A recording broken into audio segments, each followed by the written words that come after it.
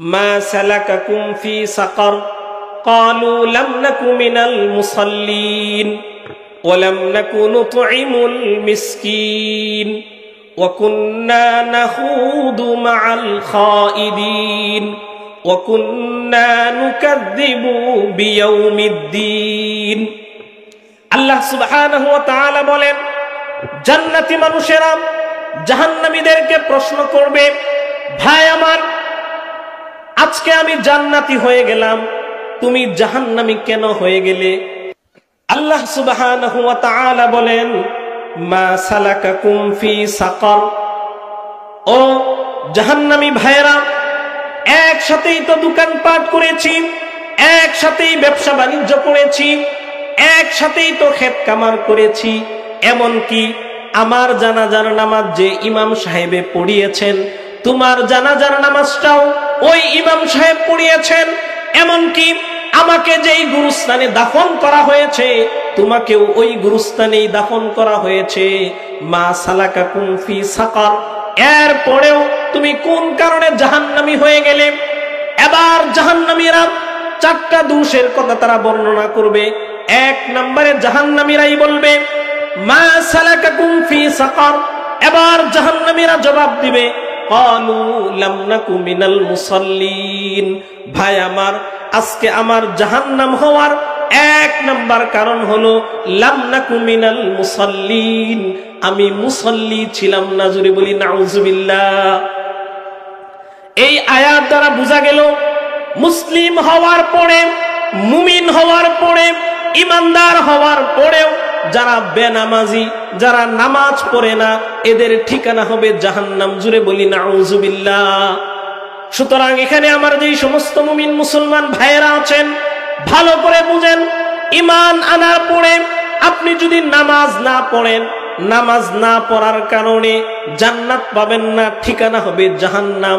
শুধু তাই নয়, আমাদের যাদের সন্তান আছে, যাদের উপরে নামাজ ফরজ হয়েছে, যাদের বয়স 7 বছর থেকে বেশি, যেই সমস্ত ছেলে মেয়েরা নামাজ পড়ে না, ও আমার পিতা মাতারা শুনে রাখুন, আপনার ছেলে, আপনার মেয়ে যদি নামাজ না পড়ে, আপনি কনফার্ম এবং নিশ্চিত থাকুন, আপনার ছেলের ঠিকানা, আপনার মেয়ের ঠিকানা জান্নাত নয়, আপনার ছেলে এবং মেয়ের ঠিকানা হলো জাহান্নাম। কথা বলেন ঠিক কিনা?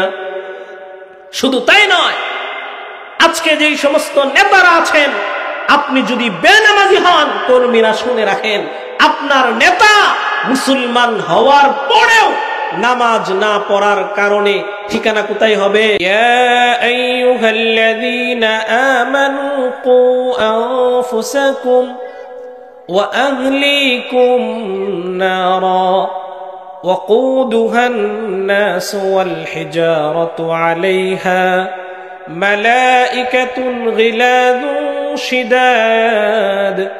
شداد لا يعصون الله ما أمرهم ويفعلون ما يؤمرون.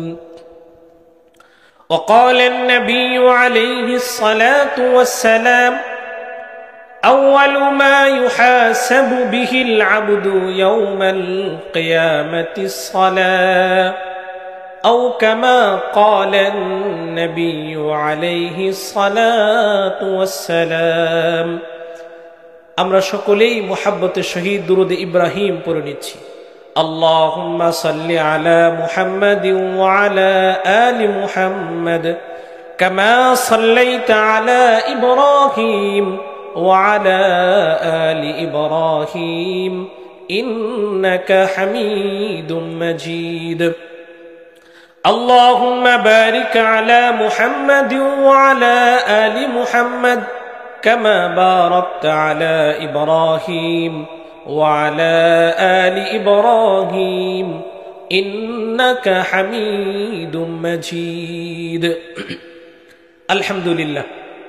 টাঙ্গুয়া যুব সমাজ ও এলাকাবাসীর পক্ষ থেকে ৫ম বার্ষিক তাফসীরুল কোরআন মাহফিলের মুহতারাম সভাপতি, উপস্থিত হযরত উলামায়ে কেরাম, আমার সম্মুখপানে উপস্থিত দিন প্রিয়, ইসলাম প্রিয় মুসলমান ভাইয়েরা, গড়ে অবস্থানরত আমার শ্রদ্ধেয়া সম্মানিতা মা ও বোন, রব্বে করিমের আলিশান দরবারে লাখ কোটি শুকর আদায় করছি যে মুনিব আমাদেরকে ভালোবেসে মোহাব্বত করে ইহসান করে আজকের এই মুবারক মাহফিলে আসার তৌফিক এনায়েত করেছেন।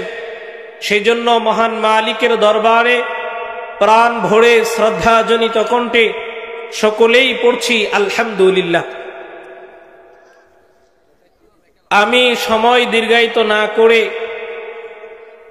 আমি আপনাদের সামনে যে আয়াত কারা তেলাওয়াত করেছি এই আয়াতের মধ্যেই আমি চলে যাচ্ছি। আমি যে আয়াত কারা তেলাওয়াত করেছি এই আয়াতের মধ্যে আল্লাহ তাআলা বলেন, ইয়া আইয়ুহাল্লাযীনা আমানু কু আনফুসাকুম ওয়া আহলিকুম নারা। আল্লাহ তাআলা এখানে ঈমানদারদেরকে সম্বোধন করে কয়েকটি কথা বলেছেন। এর মধ্যে এক নাম্বার আল্লাহ তাআলা বলেন, ওহে ঈমানদার, তোমরা নিজে বাঁচো এবং তোমাদের পরিবার পরিজনদেরকে জাহান্নামের আগুন থেকে বাঁচাও। এই আয়াতে আল্লাহ তাআলা বলেন, ইয়া আইয়ুহাল্লাযীনা আমানু কু আনফুসাকুম ওয়া আহলিকুম নারা। আল্লাহ সুবহানাহু ওয়া তাআলা এই আয়াতের মধ্যে ঈমানদার মুমিন মুসলমানদেরকে সম্বোধন করে বলেন, ইয়া আইয়ুহাল্লাযীনা আমানু, ওহে ঈমানদারেরা, কু আনফুসাকুম ওয়া আহলিকুম নারা, তোমরা নিজে বাঁচো এবং তোমাদের পরিবার পরিজনদেরকে জাহান্নামের আগুন থেকে বাঁচাও। এরপর আল্লাহ বলেন, ওয়াকুদুহান নাস ওয়াল হিজারা, যার জ্বালানি হবে, যার ইন্ধন হবে মানুষ এবং পাথর। এরপর আল্লাহ তাআলা বলেন, আলাইহা মালাইকাতুন গিলাদুন শিদাদুল্লাহ ইয়াসুনাল্লাহা মা আমারাহুম ওয়া ইয়াফআলুনা মা ইউমারুন। সেই জাহান্নামের মধ্যে নিয়োজিত রয়েছে এমন কিছু ফেরেশতা যাদের স্বভাব হলো কঠিন স্বভাবের অধিকারী এবং কঠিন হৃদয়ের অধিকারী। এরপর আল্লাহ বলেন, লা ইয়াসুনাল্লাহা মা আমারাহুম ওয়া ইয়াফআলুনা মা ইউমারুন। আল্লাহ তাআলা তাদেরকে যে কাজের জন্য নির্ধারণ করেছেন, যেই কাজের জন্য আল্লাহ তাআলা তাদেরকে আদেশ করেছেন, ওই কাজের মধ্যেই তারা দৃঢ় প্রতিকার। জোরে বলি সুবহানাল্লাহ। এই আয়াতের মধ্যে মুফাসসিরিনে কেরাম বলেন, আল্লাহ তাআলা দুইটা বিষয় ভালো করে বলেছেন। এক নাম্বার আল্লাহ বলেন, ইয়া আইয়ুহাল্লাযীনা আমানু, তার মানে বোঝা গেল এমন কিছু মানুষ থাকবে যারা ঈমানদার, যারা মুমিন মুসলমান। মুমিন মুসলমান হওয়ার পরেও এদের ঠিকানা হবে জাহান্নাম। জুড়ে বলি নাউজুবিল্লাহ। যদি ঈমানদার জাহান্নামী না হতো তাহলে আল্লাহ তাআলা এখানে বলতেন ইয়া আইয়ুহাল্লাযীনা কাফারু। এখানে আল্লাহ তাআলা বলেছেন ইয়া আইয়ুহাল্লাযীনা আমানু, ওহে ঈমানদার, তোমরা নিজে বাঁচো, তোমাদের পরিবার পরিজনদেরকে জাহান্নামের আগুন থেকে বাঁচাও। এই কথা দ্বারা মুফাসসিরিনে কেরাম বলেন, আমাদের সমাজের মধ্যে আমরা যাদেরকে মুসলিম বলে দাবি করি, আমরা যাদেরকে মুসলিম মনে করি, এমন কিছু ঈমানদারও ওরা জাহান্নামে যাবে। জুরি বলি নাউজুবিল্লাহ। আয়াতের দ্বিতীয় অংশে আল্লাহ তাআলা বুঝাতে চাইলেন, সমাজের মধ্যে বিভিন্ন শ্রেণী পেশার মানুষ পাওয়া যায়। কিছু মানুষ আছে ক্ষমতাধর, কিছু মানুষ আছে যাদের সম্পদ আছে, অর্থ আছে। দুনিয়ার মধ্যে ক্ষমতা থাকলে, সম্পদ থাকলে, অর্থ থাকলে অন্যায়, জুলুম, নির্যাতন এগুলোর বিচার পাল্টানো যায়। কথা বলেন ঠিক কিনা? মনে করেন আপনার সম্পদ আছে, আপনি অন্যায় করেছেন, সমাজের মধ্যে যা হয়, একজন ব্যক্তির অর্থ আছে, সে অন্যায় করেছে, সে চেষ্টা করে অর্থের মাধ্যমে এই বিচারটা পাল্টানো যায় কিনা। কথা বলেন ঠিক কিনা? সমাজের মধ্যে এমন মানুষ আছে না? তো আল্লাহ বলেন যারা জাহান্নামী হবে মুসলমান, এরা চাইলেও তাদের বিচারটা পরিবর্তন করতে পারবে না। কারণ ওই যে ফেরেশতা যারা নিয়োজিত আছে তারা আল্লাহ তাআলার আদেশটাই শুধু মানে, লা ইয়াসুনাল্লাহা মা আমারাহুম ওয়া ইয়াফআলুনা মা ইউমারুন, অর্থাৎ আল্লাহর আদেশের বাহিরে অন্য কোনো কাজ করে না। জোরে বলি সুবহানাল্লাহ। এখন বলবেন হুজুর আমরা তো ঈমানদার, ঈমানদার হওয়ার পরেও আল্লাহ তাআলা যেহেতু এই আয়াতের মধ্যে বলেছেন যে ঈমানদার মুমিন মুসলমানও জাহান্নামী হবে, তাহলে এই জাহান্নাম থেকে বাঁচার উপায় কি? এই প্রশ্ন আসে না? কথা বলেন আসে কিনা? তো এই প্রশ্নের জবাব আল্লাহ তাআলা অন্য আয়াতের মধ্যে দিয়েছেন।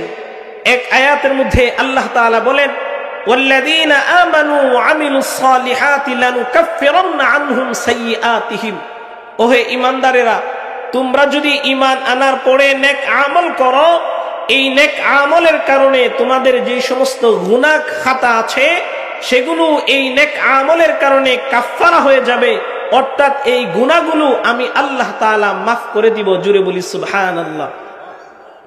সূরা কাহফের এক আয়াতের মধ্যে আল্লাহ তাআলা বলেন বান্দা ইন্নাল্লাযীনা আমানু ওয়া আমিলুস সালিহাত, তুমি যদি এক নম্বরে ঈমানদার হও, দুই নম্বরে যদি ওয়া আমিলুস সালিহাত নেক আমল করো। এক নম্বর আল্লাহ তাআলা শর্ত কি দিয়েছেন? ঈমানদার হওয়া। দুই নম্বর বলেছেন নেক আমল করা। যদি তুমি ঈমানদার হও সাথে সাথে যদি নেক আমল করো, তাহলে আমি রব্বুল আলামিন তোমাকে পুরস্কার স্বরূপ জান্নাতুল ফেরদাউসের মেহমান বানিয়ে দিব। জুড়ে বলি সুবহানাল্লাহ। এখন আমরা যারা এখানে আছি আমরা সবাই মুসলমান না? কথা বলেন আমরা সবাই মুসলমান না? তাহলে বোঝা গেল একটা শর্ত আমাদের মধ্যে আছে, ঠিক না? আমরা এখানে যারা আছি আমরা মুসলমান। এরপরে আল্লাহ দুই নম্বর শর্ত দিয়েছেন ওয়া আমিলুস সালিহাত, নেক আমল করা লাগবে। এখন প্রশ্ন আসতে পারে হুজুর কি নেক আমল করব? ঠিক না কথা? কি নেক আমল করব? এ সম্পর্কে আপনাদেরকে বুখারীর 527 নম্বর হাদিসের বর্ণনা আপনাদেরকে শোনাচ্ছি। নবীজির একজন বিখ্যাত সাহাবী যার নাম হলো আব্দুল্লাহ ইবনে মাসউদ রাদিয়াল্লাহু তাআলা আনহু, তিনি একদিন নবীজি সাল্লাল্লাহু আলাইহি ওয়াসাল্লামকে প্রশ্ন করলেন, ওগো নবীজি আমি আপনার কাছে জানতে চাই আল্লাহ তাআলার কাছে সবচেয়ে উত্তম আমল কোনটা? জুড়ে বলি সুবহানাল্লাহ।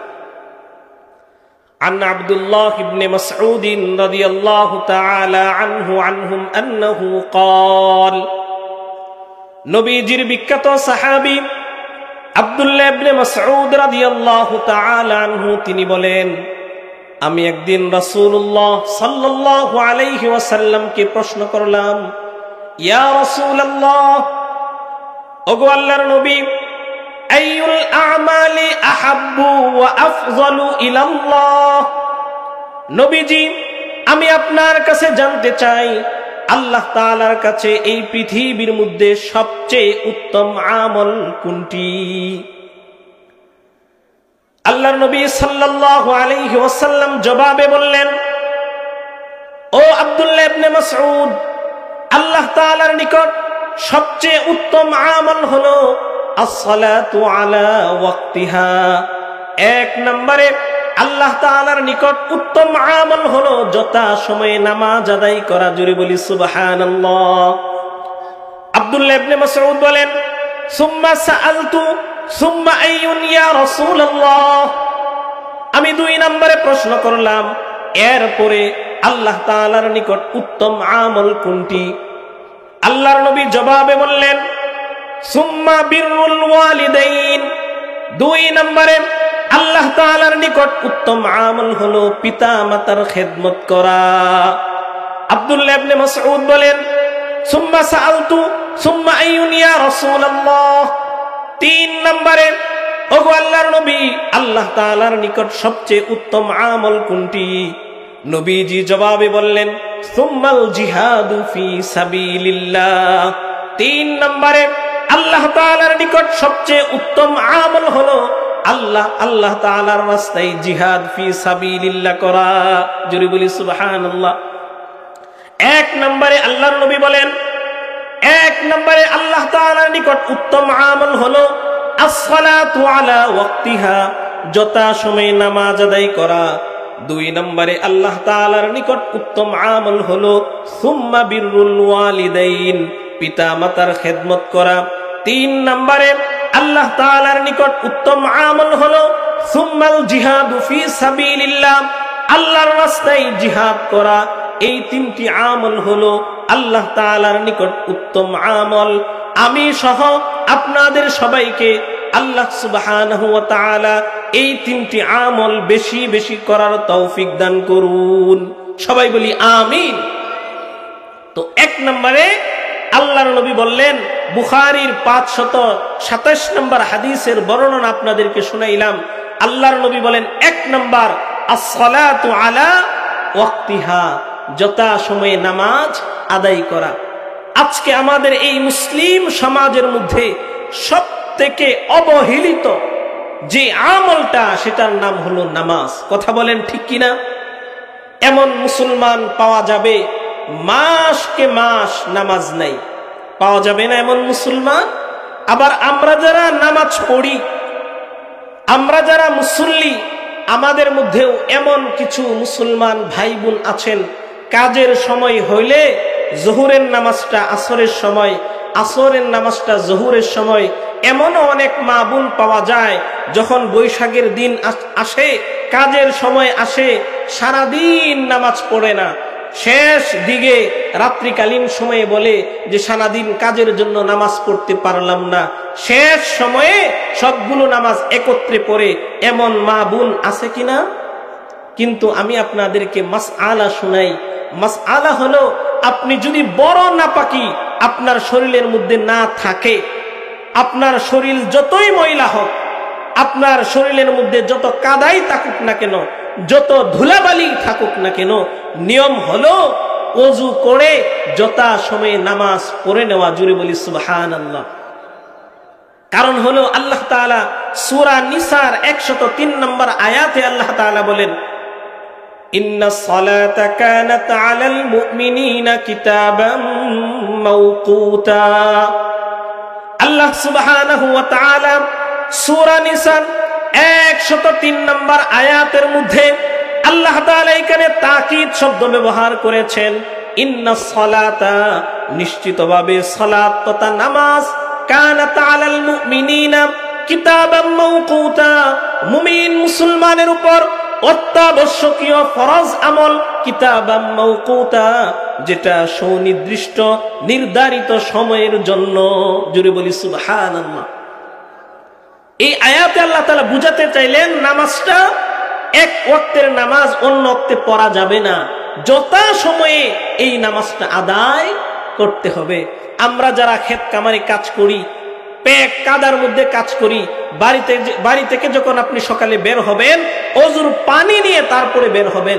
হতে পারে আপনার সারা জীবনের কোন আমল আল্লাহর দরবারে গ্রহণযোগ্য হয় নাই, কিন্তু আপনি ক্ষেতের মধ্যে কাদা শরীর নিয়ে, আপনি এই ময়লা শরীর নিয়ে 2 রাকাত নামাজ পড়েছেন, তো আল্লাহ তাআলার দরবারে এই নামাজটাই মকবুল হয়ে যাবে। সারা জীবনের গুনাহ খাতা মাফ করে দিতে পারেন কে? একটু আওয়াজ করে বলি, কে? হতে পারে আল্লাহ তাআলা আপনার সারা জীবনের গুনাহ খাতা, এই 2 রাকাত 4 রাকাত নামাজ আপনি কাদা শরীর নিয়ে পড়েছেন, আল্লাহর কাছে মকবুল হয়ে যাবে। সেই জন্য যেই সমস্ত মা বোন আলোচনা শুনছেন, আপনারা সহ যে অবস্থায় থাকি না কেন, ওযুটা সেরে যথা সময়ে নামাজটা পড়ে নিব। পারবো না ইনশাআল্লাহ? আর আল্লাহ রাসূল সাল্লাল্লাহু আলাইহি ওয়াসাল্লাম হাদিসের মধ্যে বলেছেন, যেই হাদিস কানা অসংখ্য অগণিত কিতাবের মধ্যে বর্ণিত হয়েছে। قال النبي صلى الله عليه وسلم أول ما يحاسب به العبد يوم القيامة الصلاة। আল্লাহর নবী, বিশ্ব নবী রাহমাতাল লিল আলামিন এই হাদিসের মধ্যে বলেন, আউয়ালু মা ইউহাসাবু বিহিল আবদু ইয়াউমাল কিয়ামাতিস সালাহ। ওহে দুনিয়ার উম্মতেরা শোনো, ময়দানে মাহশরের মধ্যে আল্লাহ সুবহানাহু ওয়া তাআলা সর্বপ্রথম নামাজের হিসাব নেবেন। জুড়ে বলি সুবহানাল্লাহ। অন্য হাদিসের মধ্যে আল্লাহ সুবহানাহু ওয়া তাআলার বরাত দিয়ে, হাদিসে কুদসির মধ্যে বিশ্বনবী রাহমাতাল লিল আলামিন বলেন, ময়দানে মাহশারের মধ্যে যেই ব্যক্তির হিসাবের মধ্যে নামাজের হিসাবটা সহজ হবে, আল্লাহ তাআলা জীবনের অন্যান্য হিসাবগুলোকেও সহজ করে দিবেন। জোরে বলি সুবহানাল্লাহ। আর যেই ব্যক্তির নামাজের হিসাবটা কঠিন হবে, অন্যান্য হিসাবগুলো তার থেকেও আরো বেশি কঠিন করে দিবেন। জোরে বলি নাউজুবিল্লাহ। শুধু তাই নয়, আল্লাহ সুবহানাহু ওয়া তাআলা সূরা মুদ্দাসসিরের 42 নম্বর আয়াতের মধ্যে কোট করেছেন যে একদল মুমিন মুসলমান যাদেরকে আল্লাহ তাআলা জান্নাত দিবেন, আরেক দল যাদের ঈমান থাকবে, যারা মুসলমান, এদেরকে আল্লাহ তাআলা জাহান্নাম দিবেন। জোরে বলি নাউজুবিল্লাহ। মানে হলো যে আল্লাহ সুবহানাহু ওয়া তাআলা জান্নাতি মানুষ যাদেরকে জান্নাত দিবেন, আরেক দল মানুষ জাহান্নামী, কিন্তু এদের ঈমান আছে। কি আছে? ঈমান আছে, এরা মুসলমান, কিন্তু এরপরেও এরা জাহান্নামী। দেখা যাবে আল্লাহ তাআলা এই সূরা মুদ্দাসসিরের আয়াতের মধ্যে কোট করেছেন কথাগুলো। অর্থাৎ এই জান্নাতি মানুষ যারা, আবার যারা জাহান্নামী যাদের ঈমান আছে, এই দুই দলকে একে অপরের সাথে কথা বলার সুযোগ করে দিবেন। জোরে বলি সুবহানাল্লাহ। মাঝখানে একটা পার্টিশন থাকবে, এক পাশে জান্নাতি মানুষ, আরেক পাশে জাহান্নামী যাদের ঈমান আছে। দেখা যাবে যে আপনার বন্ধু জাহান্নামী হয়ে গেছে, আপনার সাথেই বাড়ি ছিল, সে জাহান্নামী হয়ে গেছে, আপনার সাথেই ব্যবসা বাণিজ্য করেছে, একসাথে দোকানের মধ্যে আড্ডা দিয়েছেন, আপনি জান্নাতি, ওই ব্যক্তি জাহান্নামী হয়ে গেছে। জোরে বলি নাউজুবিল্লাহ। সূরা মুদ্দাসসিরের এই আয়াতের মধ্যে আল্লাহ তাআলা বলেন, মা সালাকাকুম ফি সাকার ক্বালু লাম নাকু মিনাল মুসাল্লিন ওয়া লাম নাকু নুতঈমুল মিসকিন ওয়া কুন্না নাখুদু মাআল খাইদিন ওয়া কুন্না নুকাযযিবু বিয়াউমিদ্দিন। আল্লাহ সুবহানাহু ওয়া তাআলা বলেন, জান্নাতি মানুষেরা জাহান্নামীদেরকে প্রশ্ন করবে, ভাই আমার, আজকে আমি জান্নাতি হয়ে গেলাম, তুমি জাহান্নামী কেন হয়ে গেলে? একসাথেই তো দোকানপাটে আড্ডা দিয়েছি, একসাথেই তো চা পান করেছি।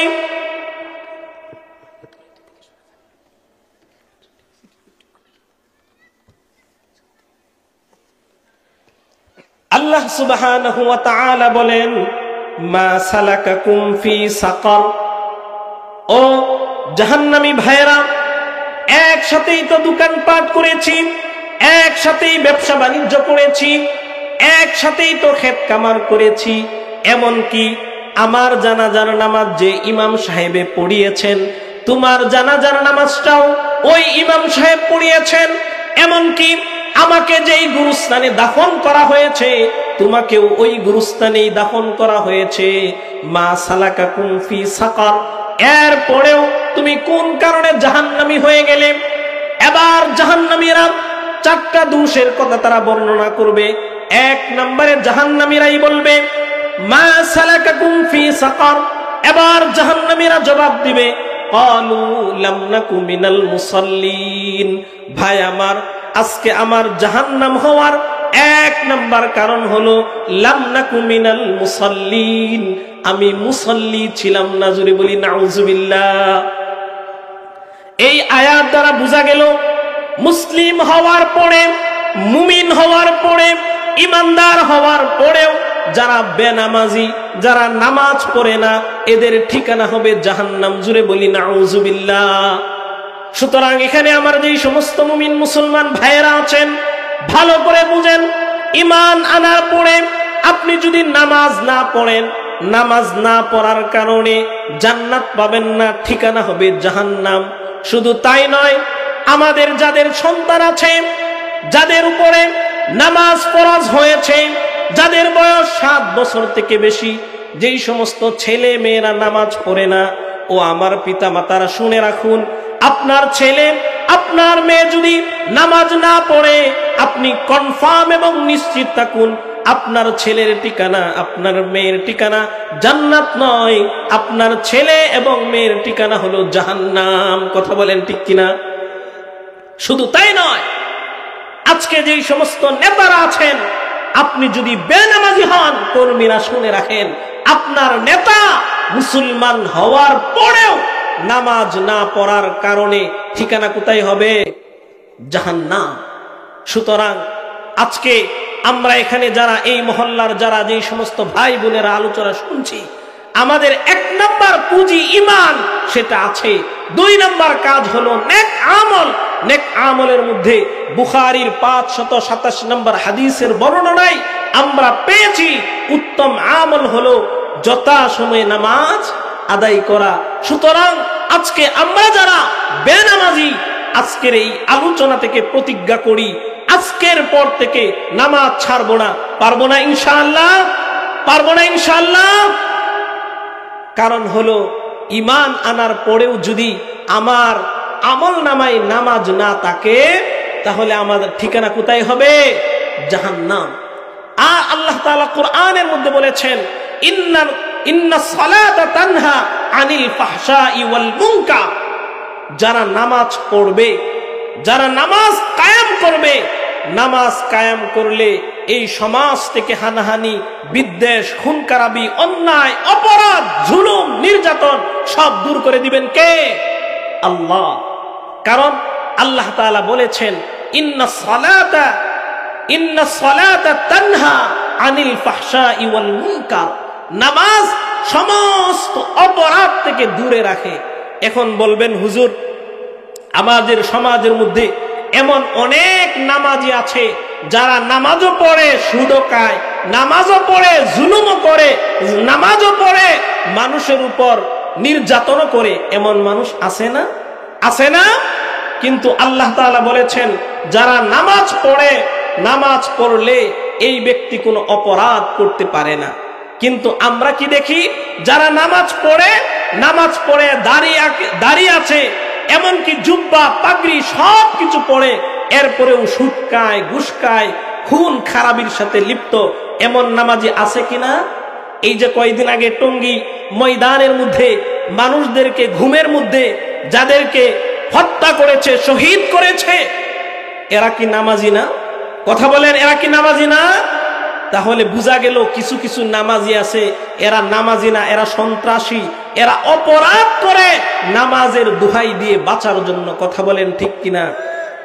এখন বলবেন, তাহলে আল্লাহ তাআলা যে বলেছেন যারা নামাজ পড়বে এরা অপরাধ করতে পারে না, তাহলে আল্লাহর কথা কি মিথ্যা নাকি? আল্লাহর কথা কি মিথ্যা? না। তার মানে বোঝা গেল ওই ব্যক্তি যে নামাজ পড়তেছে, এই নামাজের মধ্যে কোনো না কোনো ত্রুটি আছে, কোনো না কোনো ত্রুটি আছে। তার নামাজটা আল্লাহর দরবারে মাকবুল হচ্ছে না, এই জন্য তার নামাজ পড়ার পরেও সে অপরাধ থেকে বিরত থাকতে পারছে না। হাদিসের মধ্যে বলা হয়েছে নামাজ হচ্ছে 5 প্রকার। কত প্রকার নামাজ? 5 প্রকার নামাজ। আমি সংক্ষেপে বলতেছি যেহেতু সময় অল্প। আপনাদেরকে এই 5 প্রকার বলার আগে আপনাদেরকে একটা কথা শোনাই, সেটা হলো এই 5 প্রকার বলার পরে আপনি এই 5 প্রকারের ফলাফল কি এবং আপনি কোন প্রকারের মধ্যে আছেন নিজের মনকে জিজ্ঞাসা করবেন। যদি ফলাফল শূন্য হয় এই শ্রেণী পরিত্যাগ করবেন, যেই ফলাফল জান্নাত সেই শ্রেণীর মধ্যে যাবেন। পারবেন না ইনশাআল্লাহ? নামাজ কত প্রকার বললাম? 5 প্রকার। 1 নাম্বার নামাজি হলো এমন নামাজি যারা এক জুমার নামাজ পড়ে আর এক জুমার নামাজ পড়ে, ফজর পড়লে জহুর পড়ে না, জহুর পড়লে আসর পড়ে না। এমন মুসল্লি আমাদের সমাজের মধ্যে আছে কিনা? কথা বলেন, আছে কিনা? এই প্রকার নামাজির ফলাফল হলো সে যে ওয়াক্তের নামাজ পড়েছে এই ওয়াক্তের জন্য সে দায়ী মুক্ত হয়েছে, কিন্তু অন্যান্য ওয়াক্তের নামাজ না পড়ার কারণে তার ঠিকানা হবে জাহান্নাম। জুড়ে বলি নাউজুবিল্লাহ। এখন আমরা এখানে যারা আছি এই শ্রেণীর অন্তর্ভুক্ত। এক ওয়াক্ত পড়লে আরেক ওয়াক্ত পড়ি না, জুমা পড়লে আরেক জুমায় গিয়ে শরীক হই, এক ঈদের নামাজ পড়লে মাঝখানে কোনো নামাজ নাই, আরেক ঈদের নামাজ পড়ি। এই শ্রেণীর মানুষ আমরা যারা আছি, আমাদের শ্রেণী পরিবর্তন করার দরকার আছে কিনা? কথা বলেন, আছে কিনা? এই গেল এক শ্রেণীর নামাজ। 2 নাম্বার, কথা কি বুঝতেছেন আপনারা? 2 নাম্বার শ্রেণীর নামাজি হলো এমন নামাজি, এরা জোহরের নামাজ জোহরের সময় পড়ে, ফজরের নামাজ ফজরের সময় পড়ে, আসরের নামাজ আসরের সময় পড়ে, এশারের নামাজ এশারের সময় পড়ে, তথা এরা 5 ওয়াক্ত নামাজ যথা সময়ে পড়ে ঠিক, কিন্তু নামাজে দাঁড়ানোর সাথে সাথেই নামাজের মধ্যে তার মন থাকে না। নামাজের মধ্যে কি থাকে না? মন থাকে না। অর্থাৎ নামাজের বাহিরে যেই সমস্ত কথা স্মরণ হইতো না, নামাজে দাঁড়ানোর সাথে সাথে সমস্ত কথা স্মরণ হয়। এটা হলো 2 নাম্বার নামাজি। নামাজ পড়ে, নামাজের মধ্যে ওই সমস্ত বিষয়, পারিবারিক বিষয় স্মরণে আসে ঠিক, কিন্তু সে পুরো নামাজটাই ওই দুনিয়াবি চিন্তা ফিকির করে শেষ করে। অর্থাৎ নামাজ থেকে মনটা বাহিরে চলে গেছে, কিন্তু বাহির থেকে নামাজের মধ্যে মনটা আর ফিরিয়ে আনে না। এই প্রকার নামাজিকে বলা হয় উদাসীনতার নামাজ। এই প্রকার নামাজিকে কি বলা হয়? উদাসীনতার নামাজ। এই সমস্ত নামাজির ঠিকানাও হলো জাহান্নাম। জুড়ে বলি নাউজুবিল্লাহ। তাহলে আমরা যারা নামাজ পড়ি, নামাজে আল্লাহু আকবার বলে দাঁড়াই, দাঁড়ানোর সাথে সাথে দুনিয়ার চিন্তায় নামাজটা শেষ করি, আবার ফিরিয়ে নামাজের মধ্যে আনি না, এই শ্রেণীর আমরা যারা আছি, শ্রেণী পরিবর্তন করার দরকার আছে না? এই শ্রেণীতেই থাকবো? আছে, ঠিক না? না হলে এটার ঠিকানাও কোথায়? জাহান্নাম। 3 নাম্বার শ্রেণী, এই শ্রেণীর মানুষ যারা আছে, এরা নামাজে দাঁড়ানোর সাথে সাথে দুনিয়ার যখন চিন্তা ফিকির আসে, আবার মনটাকে নামাজের মধ্যে নিয়ে আসে। জুড়ে বলি সুবহানাল্লাহ। হাদিসের ভাষায় বলা হয় কারাকারির নামাজ। অর্থাৎ আপনি নামাজে দাঁড়ানোর সাথে সাথে শয়তানের স্পেশাল বাহিনী আপনাকে হামলা করবে। এটা কিভাবে বুঝবেন? যে আপনি নামাজে আল্লাহু আকবার বলে দাঁড়িয়েছেন, দাঁড়ানোর সাথে সাথেই নামাজের বাহিরে যেই সমস্ত চিন্তা ফিকির আসে না, নামাজে দাঁড়িয়েছেন, দুনিয়ার সমস্ত চিন্তা ফিকির আপনার মধ্যে আসতেছে। এমন আপনাদের হয় কিনা? এমন আমারও হয়। আমিও তো মানুষ, আমারও নিকটও শয়তান আসে, আপনাদের নিকটও শয়তান আসে। তখন আমাদের কাজ কি করতে হবে? যখনই নামাজ থেকে শয়তানে মনটা দুনিয়ার মধ্যে নিয়ে যাবে, সাথে সাথে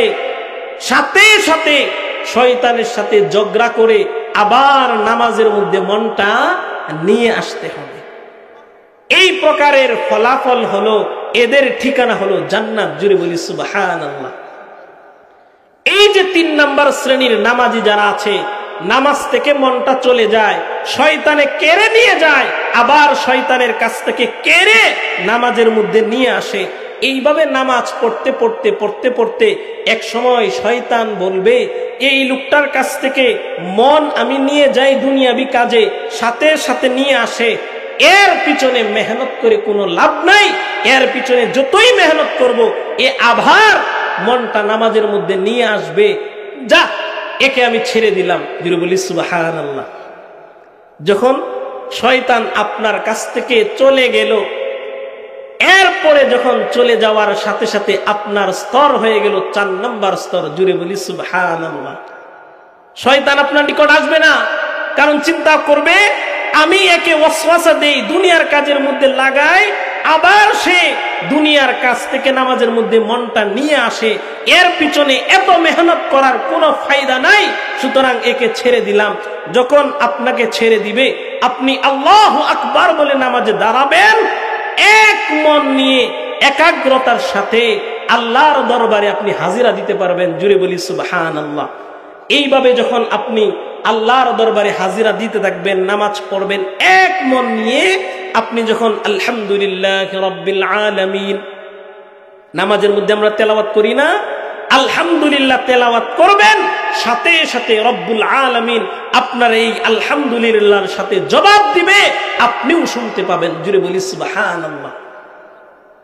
এই যে প্রকার নামাজি, আল্লাহ তাআলা কোরআনের মধ্যে বলেছেন ইন্নাস সালাতা তানহা আনিল ফাহশাই ওয়াল মুনকার, নামাজ সমস্ত ফাহেশা, অশ্লীলতা, জুলুম, নির্যাতন, খুন খারাপি, হানাহানি থেকে মুক্ত রাখে। এই 4 নাম্বার প্রকার নামাজিকে জুড়ে বলি সুবহানাল্লাহ। কিভাবে মুক্ত রাখে? যেই ব্যক্তিটা নামাজে দাঁড়িয়েছে একাগ্রতার সাথে আল্লাহর দিকে মনটাকে রুজু করে নামাজ যখন শেষ করে, এই শেষ করার পদ্ধতিটা কি? এই যে 3 নাম্বার শ্রেণীর মধ্যে শয়তানের সাথে আপনি কারাকারি যে করবেন, এই কারাকারির পদ্ধতিও আল্লাহ রাসূল হাদিসের মধ্যে বলে দিয়েছেন। জুড়ে বলি সুবহানাল্লাহ। কারাকারির পদ্ধতিটা কি? আল্লাহ রাসূল হাদিসের মধ্যে বলেন, বান্দা তুমি যখন নামাজে দাঁড়াবে, নামাজে দাঁড়ানোর সাথে সাথেই শয়তান থেকে আশ্রয় পানা ছাবে। জুড়ে বলি সুবহানাল্লাহ। আপনাদের সহজে বুঝে আসবে একটা উদাহরণ দিই। ইমাম গাজালি রহমতুল্লাহি আলাইহি ওনার একটা কিতাবের মধ্যে লিখেছেন যে এই দুনিয়াটা হলো আল্লাহর বাড়ি। এই দুনিয়াটা কি? আল্লাহর বাড়ি। আর এই দুনিয়ার মেহমান হলো মুমিন মুসলমানরা। জুড়ে বলি সুবহানাল্লাহ। আর এই বাড়ির গেটে আল্লাহ তাআলা একটা কুত্তা রেখেছেন, কুকুর রেখেছেন, যেই কুকুরটার নাম হলো শয়তান। জুড়ে বলি নাউজুবিল্লাহ। এই কুকুরকে পালেনও আল্লাহ, শয়তানকে কে পালেন? আল্লাহ পালেন না? তখন এই বাড়ি, দুনিয়া নামক বাড়ির মেহমান কারা? মুমিন মুসলমানরা। এই বাড়ির গেটে কি দাঁড়ানো আছে? শয়তান নামক কুকুর দাঁড়ানো আছে। এখন মনে করেন আপনি আপনার বন্ধুর বাড়িতে ঢাকা শহরে গেলেন, আপনার বন্ধুর একটা কুকুর দরজার মধ্যে, গেটের মধ্যে আছে। কুকুর সাধারণত অপরিচিত মানুষ দেখলে গেউ গেউ করে না? কথা বলেন, গেউ গেউ করে না? এখন আপনি যদি দরজার মধ্যে যান, যাওয়ার পরেই কুকুর গেউ গেউ শুরু করলো, আপনি কি কুকুরের সাথে যুদ্ধ করবেন? যুদ্ধ করবেন না বলবেন যে বন্ধু তোমার কুকুরকে সামলাও, আমি তোমার বাড়িতে প্রবেশ করতে চাই? কথা বলেন ঠিক কি না? এই যে দুনিয়া নামক বাড়ির গেটে আল্লাহ কুকুর রেখেছেন, এই কুকুর থেকে আল্লাহর কাছে আমাদেরকে পানা চাইতে হবে। এই পানা নিজের মন মতো না, আল্লাহ শিখিয়ে দিয়েছেন। নামাজের মধ্যে বান্দা তুমি দাঁড়াবে, দাঁড়ানোর সাথে সাথে বলবে আউযু বিল্লাহি মিনাশ শাইতানির রাজীম। সানা পড়ার পরে আমরা বলি না যে আউযু বিল্লাহ বলার পরে যখন তুমি শয়তান থেকে আশ্রয় পানা চাবে, এরপরেও দেখবে শয়তান তোমাকে হামলা করবে। শয়তান হামলা করবে, তখন তুমি শয়তান থেকে কিভাবে বাঁচবে? আল্লাহ রাসূল সাল্লাল্লাহু আলাইহি ওয়াসাল্লাম হাদিসের মধ্যে বলেছেন আনতা আবুদাল্লাহা কাআন্নাকা তারাহু। বান্দা তুমি যখন নামাজে দাঁড়াবে এই চিন্তা করবে আনতা আবুদাল্লাহা কাআন্নাকা তারাহু। তুমি এই চিন্তা করো আমি রব্বুল আলামিনকে দেখতে পাচ্ছি। জুড়ে বলি সুবহানাল্লাহ। আর যদি তুমি রবকে দেখতে না পাও তাহলে তুমি এই চিন্তা করবে ফা ইল্লাম তাকুন তারাহু ফা ইন্নাহু ইয়ারা। যদিও আমি রবকে দেখতে পাচ্ছি না, কিন্তু আমাকে কে দেখছেন? রব দেখছেন, আল্লাহ তাআলা আমাকে দেখতেছেন। এই চিন্তা ফিকির যখন পুরো নামাজের সময় থাকবে, ওই ব্যক্তি যখন নামাজটা ওইভাবে শেষ করবে, শেষ করে সে যখন দোকানপাটের মধ্যে যাবে, অফিস আদালতের মধ্যে যাবে, ব্যবসা বাণিজ্য করতে যখন যাবে, যাওয়ার সাথে সাথেই ওই ব্যক্তি যখন নামাজে আল্লাহকে হাজির নাজির জেনেছে, আল্লাহ আমাকে দেখতেছেন আমি যা কিছু করতেছি, ওই ব্যক্তি যখন অপরাধ করবে, অন্যায় করবে, সাথে সাথে তার মস্তিষ্কে চলে আসবে আমাকে দেখতেছেন কে? আল্লাহ। ওই ব্যক্তি আর অপরাধ করবে না, অন্যায় করবে না। সেজন্য আল্লাহ বলেছেন ওই নামাজি ব্যক্তি কোন অপরাধ করতে পারে না। জুড়ে বলি সুবহানাল্লাহ।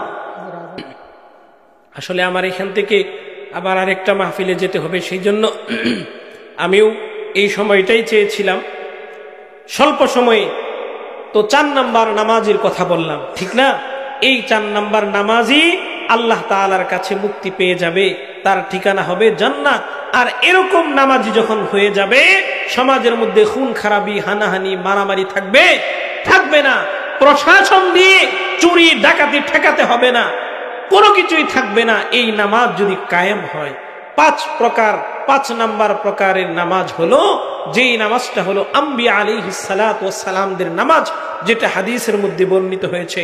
আল্লাহ রাসূল বলেন, আল আম্বিয়াউ আহইয়াউন ফি কুবুরিহিম ইউসাল্লুন, নবীরা কবরের মধ্যে জীবিত এবং সেখানে নামাজ আদায় করতেছে। জুরি বলি সুবহানাল্লাহ। আমরা জানি মানুষ মারা যাওয়ার সাথে সাথে তার বদ আমল নেক আমল সব বন্ধ হয়ে যায়, ঠিক না? তো কবরের মধ্যে এত বছর ধরে নবীরা সালাত নামাজ আদায় করতেছেন, কোনো সওয়াব নাই, তারপরেও কেন নামাজ আদায় করতেছেন? মুফাসসিরিনে কেরাম হাদিস বিশারদগণ বলেন, তারা যখন নামাজে দাঁড়ায়, আল্লাহর সাথে যখন দিদার হয়, এই নামাজটা হচ্ছে তাদের মজার নামাজ। জুড়ে বলি সুবহানাল্লাহ। অর্থাৎ আল্লাহর প্রেমে হাবুডুবু খায়। এই নামাজটা হচ্ছে 5 নাম্বার 5 প্রকারের নামাজ। এই নামাজ হচ্ছে নবীদের নামাজ। জুড়ে বলি সুবহানাল্লাহ। সুতরাং আমরা এই নামাজের সংজ্ঞাগুলো শুনলাম। এই নামাজের মধ্যে 1 নাম্বার প্রকারের মধ্যে আমি যদি থাকি, তাহলে পরিবর্তন করার দরকার আছে না নাই? আছে। 2 নাম্বার প্রকারের নামাজ যদি আমি হয়ে থাকি, পরিবর্তন করব। 3 নাম্বার প্রকারের নামাজ যদি আমি হই, প্রচেষ্টা করব, তো আল্লাহ তাআলা 4 নাম্বার স্তরে উত্তীর্ণ করে দিবেন। জুড়ে বলি সুবহানাল্লাহ। এরপরে 5 নাম্বার নামাজটা সাধারণ মানুষদের জন্য না, এটা নবীদের জন্য ছেড়ে দেন। আল্লাহ সুবহানাহু ওয়া তাআলা আমাদের সবাইকে এই অল্প সময়ে যে সমস্ত কথা বললাম আমল করার তৌফিক দান করুন। সবাই বলি আমিন।